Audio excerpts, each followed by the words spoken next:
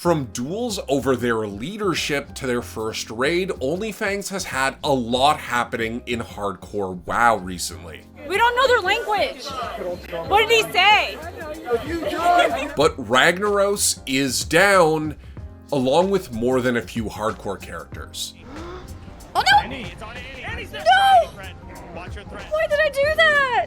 So we want to take a look at everything, the interest in Hardcore WoW and OnlyFangs specifically, and ask the question, where's this all going?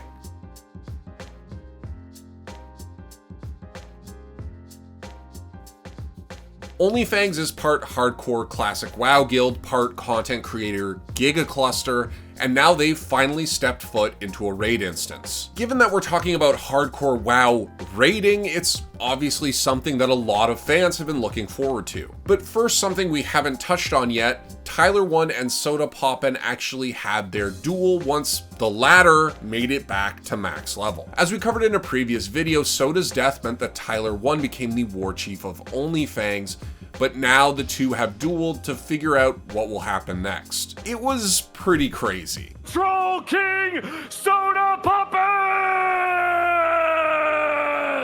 Yeah, that's me. There's no one else can talk, but they would be cheering in game. Your current champion, I give you War Chief Tyler1! Let's go!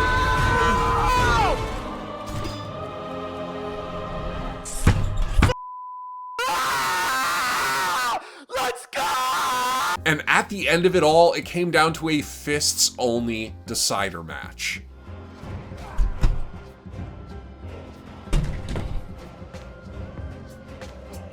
So Tyler remained war chief, although Soda's organizational skills are clearly so critical to the guild that Tyler would clearly need him. That might be why Sodapoppin hosted the in-person guild meeting where the raid itself was discussed in advance. And also, raid strats were performed in real life. I'm gonna be real, I killed like 20 of you guys. Yeah.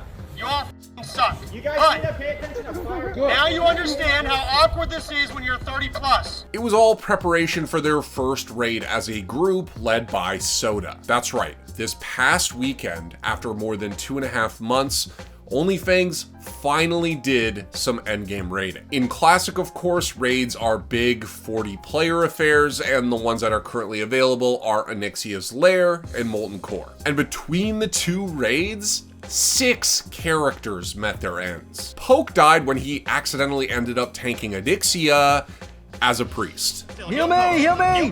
Heal me! Heal Poke! Heal Poke! I'm dead! Heal Poke! There's whelps on me. Focus down. Keep going. And Ompi died when this Annihilator decided to give him the old 1-2 punch. My threat is horrible. My threat is horrible. My threat is horrible. It's all over here. Yo! But this last one I'm going to talk about really shows how bullshit classic hardcore can be. Fandy was just going about her day healing people when 2 randomly targeted abilities just ended her. Oh my god, Fandy's dead. That's right, Fandy just eats 2 completely randomly targeted abilities and goes down. 13 days played, down the drain. Now that's hardcore. Ultimately, the raid was successful as they downed both Onyxia and the final boss of Molten Core, Ragnaros. Finish him! Do it! Let's go! Let's go! That compilation shot by WoW Hardcore Clips really shows you how much effort went into this thing and what the whole point of OnlyFangs really is. At its core, it was about trying to turn this guild into an event, and given the viewership we've seen for a 20-year-old game, I'd say that they've succeeded. Now, this isn't the end for OnlyFangs raiding, as there's plenty of farming left to do, particularly for the cloaks that they will need for Nefarian. And as well, Tyler will apparently lead his own raid at some point. I do want to take a moment to focus on the fact that Tyler's involvement has really been a huge boon for OnlyFangs as well. A recent thread on r/WoW Hardcore kind of puts things in perspective. Namely, there are people for whom WoW Tyler1 is the only Tyler. When you look back at his whole journey, it's kind of hard to imagine a world where Tyler doesn't bounce back, doesn't try other games, and never becomes part of this whole OnlyFangs thing. And it seems like he's in it for the long haul. Now, pretty soon, Tyler and the other survivors will be able to try raid tiers as they release. The next 40-man tier is Blackwing Lair, which is a very exciting tier that has the potential to get completely out of control. Famously, the first couple fights are checks on your raid's overall organization. Famously, a guild actually made a rap of the strats to try to keep everybody in the loop. Blackwing Lair zoned in as we face through 40-man crew with 8 classes in a raid group. So we know what's in store, MT controlling it all, breaking the eggs to bring him out to phase 2. Razor Gore requires a lot of things happening at once, including hunter kiting, while Velastraz the Corrupt is literally the reason that threat meters became so popular in vanilla WoW. Seeing Poke's Priest accidentally tanking Onyxia actually brought me back to my own Veil moment where I was the last player standing and managed to kill that dragon with a smite. Meanwhile, Nefarian, the last boss of Blackwing Lair, has plenty of ways to ruin a raid's day, and it will be made slightly harder by the fact that OnlyFangs is Horde, so they'll need to use Tremor Totem to deal with fears instead of the definitely superior Dwarf Priest spell, Fear Ward. Now, don't get me wrong, even in Molten Core, there are fights where you absolutely need to be on point to avoid deaths, but that's only going to get harder moving forward. In my opinion, Blackwing Lair is where WoW raids really started to take off and began to differentiate themselves from raids in other games that came before. Okay, so I wanted to finish off talking a little bit about the whole hardcore craze.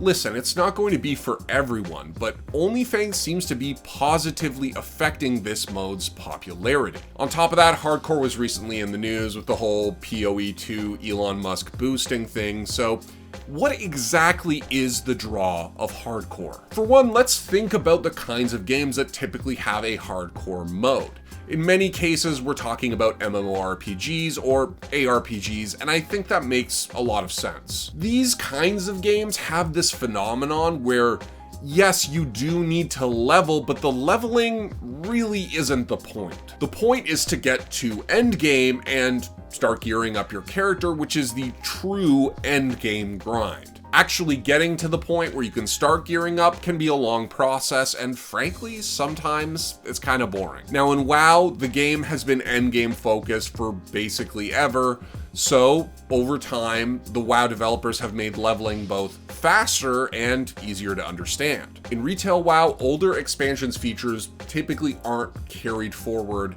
in full to another expansion, meaning that there's really no reason for you to go back and unlock, say, your Warlords of Draenor Garrison unless there's something very specific that's rewarded from that process. Essentially, it's not mandatory. It's a tacit admission that the real game begins at endgame, and so they provide assistance to get you there as quickly and efficiently as possible. But what if every moment of your leveling journey really was meaningful?